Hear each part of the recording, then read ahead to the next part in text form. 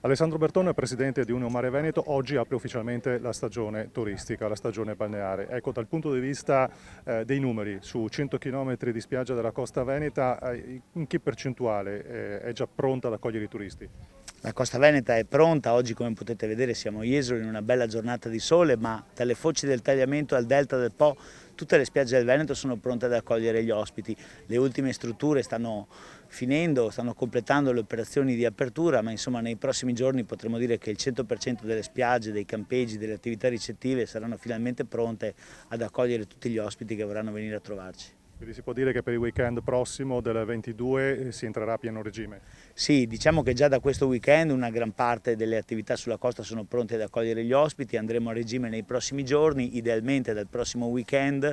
Le spiagge del Veneto sono delle spiagge che offrono grande comfort, grande vivibilità e quindi possiamo dire che sono assolutamente un luogo sicuro che può accogliere i propri ospiti. Naturalmente ogni stabilimento conferma l'intervento di sanificazione, quest'anno però lei come Union Mare ha portato anche un'ulteriore certificazione.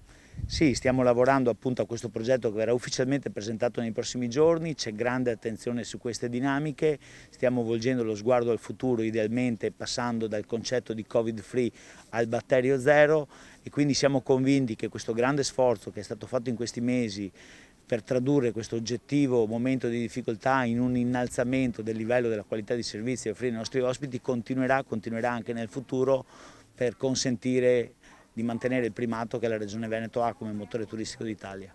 Claudio D'Avanzo, direttore generale della Jesolo Turismo, siamo in spiaggia che è allestita per quanto riguarda il salvataggio in che percentuale? Beh, siamo ai 3/4 della spiaggia perché noi oggi partiamo con il servizio di salvataggio dal Faro fino a Piazza Torino e stiamo attendendo l'ultimazione dei lavori di ripascimento della pineta, ma presumo che nell'arco delle prossime 2 settimane saremo al 100% del presidio del mare. Nelle torrette, nelle altane cosiddette che sono pronte invece i due bagnini sono al servizio, si fa orario completo, tutto quello che riguarda la sicurezza è naturalmente garantito. Assolutamente sì, il presidio appunto degli assistenti bagnanti è secondo quello che sono le normative previste. Oggi parte anche il servizio di primo soccorso in arenile gestito dai nostri capanni che sono appunto lungo la spiaggia anche.